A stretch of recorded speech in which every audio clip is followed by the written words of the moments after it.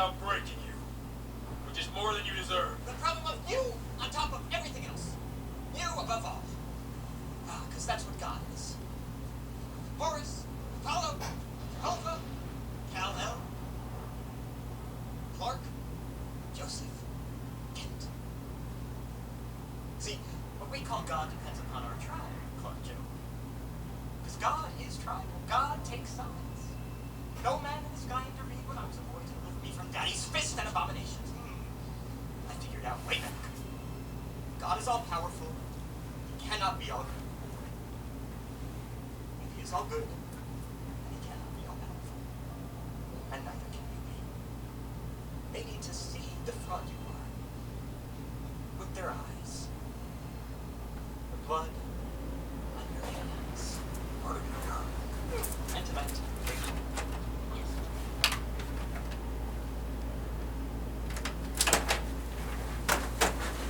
Y'all see I got them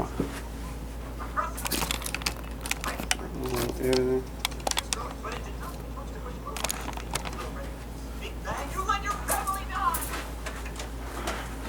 Alright. Give me 1 second. Everything is being done by myself. Alright.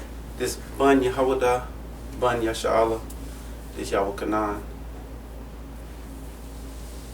Is Yahweh Kanan coming in with another GMS motivation, and this one will be the breakdown of the 12 tribes. I picked 2 tribes. One was Levi, and the other one was Reuben. But I'm gonna start with Levi and show the similarities that they have according to these books I got: Haitian and Focus, and Haiti, Enrichment of the World. As you can see, so 2 books. I'm gonna start off with the first one, which when you first go into it, mother was Leah. That's Levi. It's the Haitians, meaning Haitian means high mountain, but it's Loya in the Hebrew, which means joined to me. So I'm gonna go to Genesis 29, 34. Okay, Genesis 29 and 34. And she conceived again and bare a son, and said, now this time will my husband be joined unto me. See that? So that's Omen Omen. Your husband be joined unto me. That's the name of the son. Because I have borne him 3 sons, therefore was his name called Levi, which is Loya in the Hebrew. And Leah had him. And first thing I'm going to go into is you got Genesis 49, 6 through 7. It's Genesis 49 and 6. I'm going to go Genesis 49 and 5. Simeon and Levi are brothers. See that? Instruments of cruelties are in their habitations, which I wish we know that's voodoo, but I'll break it down to you later. O my soul, come not thou unto their secret, unto their assembly, my honor, and be not thou united. See that? See, so that's the point I'm focusing on. Be now not united. For in their anger they slew a man, and in their self-will they dig down the wall. See that? So it said, be not united. So Simeon and Levi supposed to be not united. So you go into the book and Focus Haiti, you go to the back, which I'll start off in the back, which is where I'm at, Genesis and Focus. Let's start page 12 and 13. I think I went to the back later. Book and Focus Haiti, be not united. Well, I'm going to do page 12 and 13 first. So if you go on page 12 and 13, it states, it say the border. Until lately recent times, the border between Haiti and the Dominican Republic remains ill-defined. Neither the French colony in the west nor the Spanish in the east has paid much attention to the land between them. Why? They didn't have to pay no attention because Yahweh Shah spiritually was going to do this. And during the colonist period, an area roughly corresponding to what is now the Haitian Department of the Central Planning had remained under normally Spanish control. Even after Haiti and Dominican Republic became independent, they was not mutually recognized border. See that? So before it was even a border, they was already separated. The population of this reign intermingled and moved freely up until the time of the U.S. occupation of Haiti, 1915-1934, and Dominican Republic is 1960-1964, when a border was delined and strict control were imposed. So they had a border between each other before the United States even came in. So when the Spanish colonized it and headed for themselves, it was already a line that just wasn't recognized. That's because it was a spiritual divide. In 1937, the Dominican dictator Torje brutally assessed the Dominican sovereign over the borderline by ordering a massacre of as many as 2,500 Haitians and dark-skinned Dominicans living in the area, and thereafter, the racial propaganda of right-wing Dominican politicals have stirred up considerable anti-Haitian sentiment. Prejudice against Haitians among many light-skinned Dominicans has become commonplace. Despite this hostility, large number of Haitians continue to cross over the approximately 170 miles, 275 kilometers borders to find work as sugar cane cutters, tobacco and coffee pickers, and construction laborers. Many have settled in the Dominican Republic, although their immigration status remain undefined. And today there are an estimated 500,000 Haitians and Dominicans and Haitians descent living in Dominican Republic. Now you go to the back and say the land located on the western half of Hispaniola, which Haiti shares with the Dominican Republic. See that which they share, which you can't see. I have to focus in. Second only to Barbados, are the most densely populated country in all the Americas. While many of the vast mountain range that travels the country remains completely uninhabited. The countryside suffered chronic drought caused in part of deforestation. Meanwhile, Haiti's population is growing in size at an alarming rate. See that? So even though this is happening, their society is growing at an alarming rate. Okay, now I'm going to go to the society on page 29. Because see, I'm here to point out all the similarities that they have of them showing traits of being an Israelite.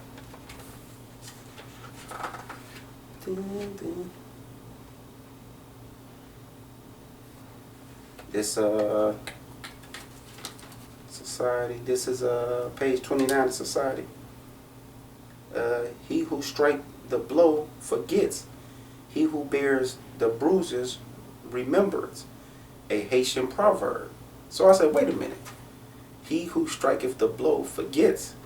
He who bears the burdens remember. That's a Haitian proverb. So I said, you know what? Let me get a proverb for you real quick. Hold on, let me get out of here because it's a little quick. Proverb. That's why they got Haitian proverbs, because they're Israelites. So this Proverbs 12:7. The wicked are overthrown and are not, but the house of the righteous shall stand. See that? So the wicked are overthrown, they are not. See that? And what's the Haitian proverb go? He who striketh the blow forgets. See that? They out of here. He who bears the burdens remembers. See that? The wicked are overthrown and are not, but the house of the righteous shall stand. And that's a proverb. So let me start off with the top to show you the curses that they got on.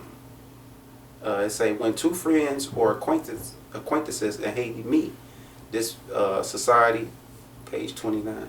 When two friends or acquaintances in Haiti meet, usually one asks, Con, John, are you? How are you? And the other more often than not reply, Mon, Pa, Pun, Malone, I'm not worse. The language itself gives some idea of the daily reality of the Creole-speaking majority population. Life is hard and can easily get harder. It is a source of constant struggle to even remain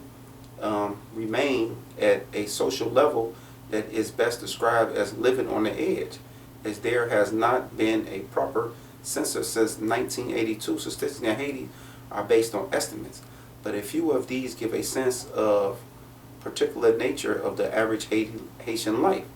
As many as 7 out of 10 adults are unemployed or at least do not have a regular occupation. At least 6 out of the 10 cannot read and write. More than a quarter of children suffer malnutrition.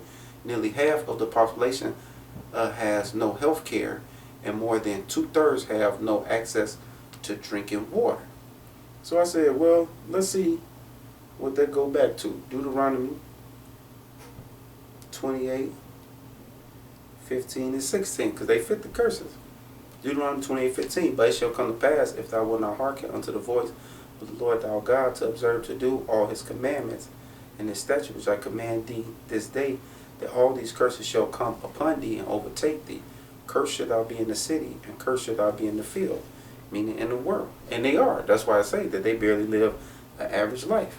Now I'm going to jump down. It's a page 29, society. This Exodus, for some odd reason they just have to call it the Exodus. This Exodus explains why some future or rural Haitians, such as the traditional corresponding mode of living revolving around the Lacbo and of the Conbit, are no longer as prevalent as they once were. The Lacbo is a compound around which a handful of houses are built so that families can pool resources and share responsibilities. Conbit is a Creole word for the work gang, for which neighbors would volunteer to help each other carry out major agricultural tasks that could not be accomplished alone. Even present organization formed in the late 20th century to try to build on these self-help traditions are finding it hard to maintain their momentum. See that? So we're going to see where that go back to. Because see, they carrying these traits. What they doing naturally as a tradition is actually in the scriptures. This Deuteronomy 15:1. It said, at the end of 7 years thou shalt make a release. Hold on, let me see. I'm going to have to jump.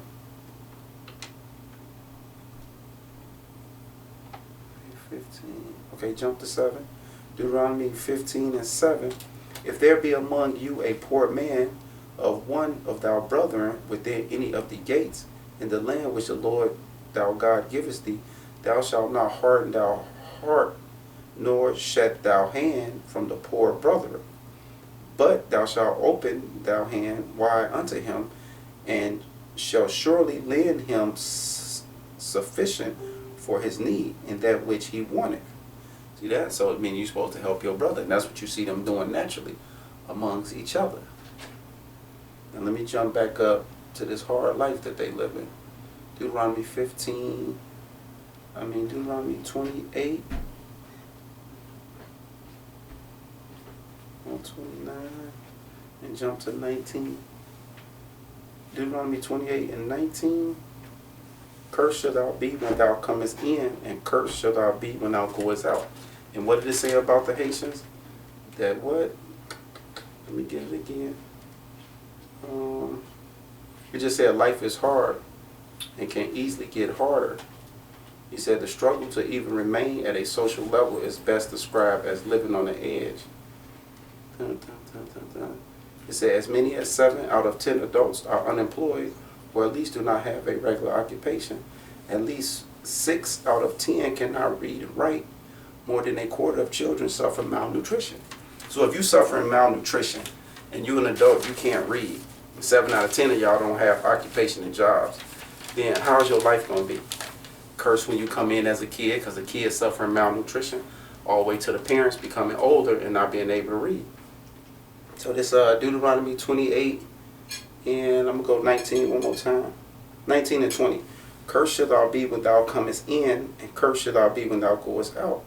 the Lord shall send upon thee cursing, vexation, and rebuke in all that thou settest thy hand unto for to do, until thou be destroyed, and until thou perish quickly, because of the wickedness of thy doing, whereby thou hast forsaken me. So that's why the Haitians are over there suffering even to this day, and there is no relief. Well, let me jump down one more. Deuteronomy 28 and 23. And thou heavens that is over thou head shall be brass, and the earth that is under thee shall be iron. Meaning you're going to have to grind and work all your life. You're going to always have a grinding hard life. Okay. Did that. I'm going to go into the education system on page 30. Let's go into education. Okay. The education of the Haitians. It's a sad fact that more than half the Haitian children do not go to school. A combination of factors explain why Haitians has the lowest level of enrollment in all the Americans. In many rural areas, there are virtually no schools. Also, parents often need their children to work in the field or look after siblings and have no choice but to keep them away. Give the chance, though mostly desperately, want their children to get an education as a way to escape from poverty. The problem is that the state education system is deteriorating as the number of children grow. See that? So you have, even though you have all this hard bondage going on over there with malnutrition, not having jobs, they keep growing. And the school system can't keep up. Which I'm going to show you that real fast. Because that actually shows that that's another trait of being an Israelite. This Hosea 1 and 10. Yet the number of the children of Israel shall be as the sand of the sea, which cannot be measured nor numbered. And it shall come to pass that in the place where it was said unto ye, you are not my people, there it shall be said unto them, ye are the sons of the living God. And that goes into the skit that I use with the movie Superman. When Lex Luthor was telling Superman that God is tribal, God has, a chosen.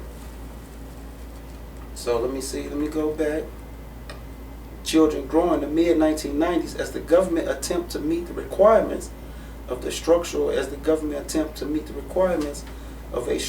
adjustment program depended by the World Bank. Now you got to pay attention to who these partners is. If you know anything about the World Bank, this is the top of the echelons of Esau, which is aka the white man.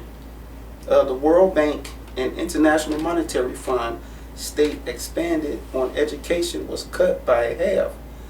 About 90% of schools in Haiti are privately ran, and parents must pay fees and buy uniforms for their children, which that ain't gonna happen. That's called, we might as well call that Incorporation Inc.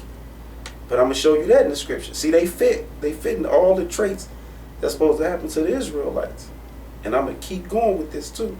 Because a lot of y'all out there say that the sign we have and the 12 tribes that's on the sign, that they can't be those people. Some of y'all even try to say that everybody is Judah, which is, we know that black man and black woman, because they fit the traits. But I'm at the end of this, I'm going to show you one step further. So you're going to have to be a student and pay attention if you can get through this. Because a lot of y'all like to watch stuff for entertainment. So this Revelation 12 and 13. And when the dragon saw that he was cast unto the earth, he persecuted the woman which brought forth the man-child. And that's talking about who y'all know as Christ, which was when Mary was having them. And who was the dragon? Herod the Great. It wasn't no dragon, mystical creature looking for the Lord. It was actually the Roman Empire under Herod the Great. Now you got to go back and read Luke 1 and 2 again, chapters. And the woman was given 2 wings of a great eagle. What's the 2 wings? Joseph was told in a vision to take Mary, and that Herod was looking to kill him and take him into Africa, where they say Egypt, which is Africa. And after the Roman Empire in 70 AD, under the Titus, Pompey, and Demetrius came in and sacked Jerusalem in 70 AD. It was the Flavius dynasty. You got to look up Flavius, and it'll bring up the man I just named.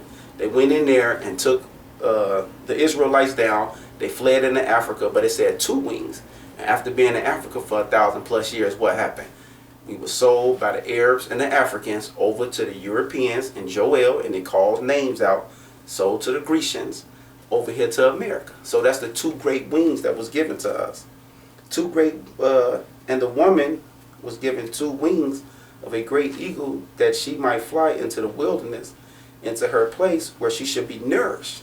See, nourish means to be on the slave plantation quarters, and to actually be there to work hard slavery, but not be actually killed off.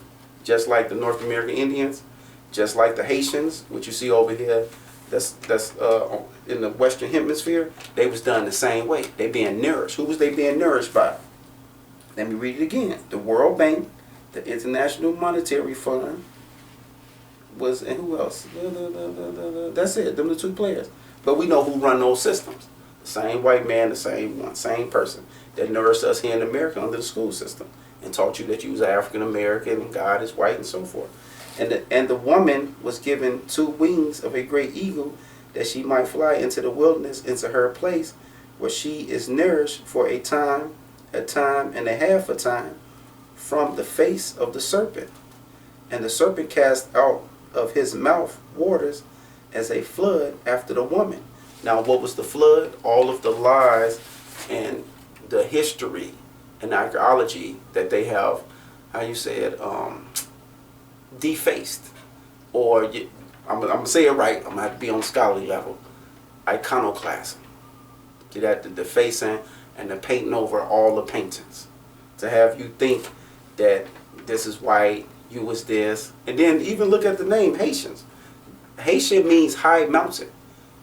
If you a person that come from an ancestry, you naming yourself after a high mountain? No, they not Haitians. They LEVI, which mean lawyer, meaning they was the high priest, Moses and Aaron. Remember those?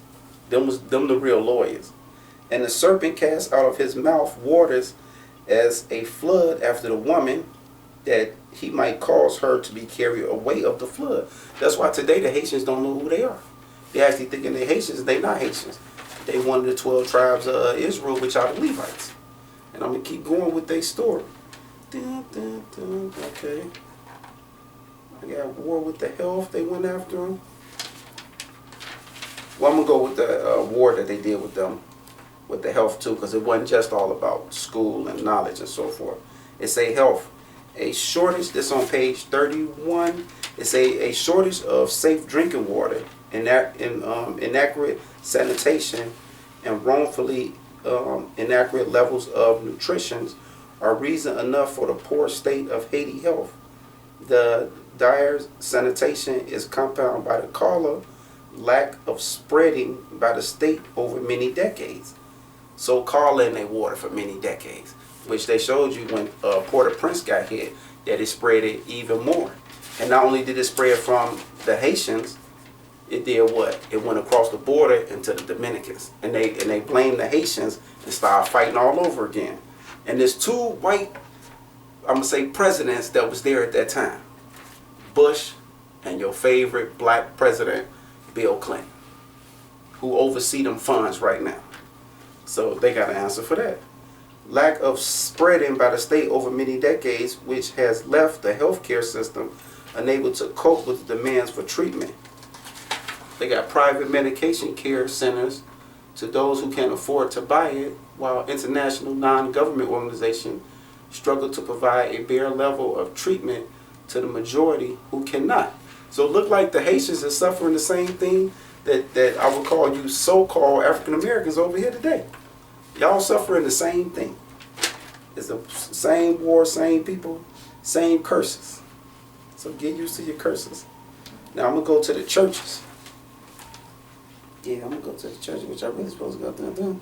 But I'm going to go down the line. Page 34. Let's go into your churches. So let's see what the Haitians do over there for church. You're going to find out they worshiping the same devil, which who you got as Christ. Which you got a lot to learn on that. But I'll get to you later. This 34, the churches. The Catholic Church remained one of the country's most important institutions. Catholicism is the dominant official religion, even though most Haitians at the same time believe in voodoo. Now I wonder where that came in at. So I'm going to go a little bit and show you why they believe in voodoo and Catholic. It's all the same nonsense. It's Deuteronomy 28 and 64. Because see, they carry the same trait. These are the curses. All of Deuteronomy 28 is all the curses that your people was going to suffer, to be a sign upon them so they'll know who they is. Deuteronomy 28:64. And the Lord shall scatter thee among all people from the one end of the earth. You started in the east, now you over here in the west. End of the earth, even unto the other, and there thou shalt serve other gods. Now let's see what other gods you was told you was going to serve, which neither thou nor thy fathers have known. We was in the east, we know nothing about this. Even wood, see that? There go your churches. And your Catholic Church is the mother of all churches when it comes to Christianity. And stone, there go Islam. And what is y'all worshiping today? Y'all fulfilled it. Yeah, Islam, you know, they go around Mecca and shit. I'm talking about the stone of Kaaba, which got a woman vagina on the side of it that they worship. They say was a meteorite that came from heaven, which actually goes back into what? The Queen of Heaven worship. That's why in the Catholic Church they tell you to worship who? Mary. That's the mother God. No, the Lord ain't never tell you to worship his mother. Which I thought I put that down. No, I didn't put it down. I should have put that down. Yeah. Well, y'all got lucky on that one. I'm just going to stick with what. Oh, but let's keep going, though, and show how they fulfill all the prophecies that's written in this book, that they was going to be actually doing these things. Because this ain't no coincidence. The only coincidence is you don't have the understanding. The 2 Corinthians 11:4. For if thou, he that cometh, preaches another Jesus, see that? Jesus means Savior, whom we have not preached, nor if ye receive another spirit, God is all love. See, and it goes back to Lex Luthor. Lex Luthor said it. He said, if God is all powerful, how could he be all love? Because if he's just all love, he's not all powerful. Man, that's common sense. Not preach, nor if you receive another spirit, which we have not received, or another gospel. That's why you don't know who you are according to the Bible. Why? Because it's been a whole nother gospel talk. Because as soon as you know who you is, who everybody else is, then you read and it say Judah, or say Levi, or say Edom, or say Ishmael. You say, oh, Ishmael's the Arabs. Okay, this is what it's saying about them. And then you be like, oh, receive, or another gospel which we have not accepted, ye might well bear with him. So, hey, if y'all believe in that, go ahead. Just when the second wave comes, which is the Third World War, you're going to have to answer for that. So let's go into this voodoo, because it said they do what? Catholic, and voodoo. And majority of them like their voodoo stuff too. And we understand why. We finna show why. It's Genesis, because it goes back to who they are as a people. Huh? Oh man, you had the wrong time. Genesis 49:6.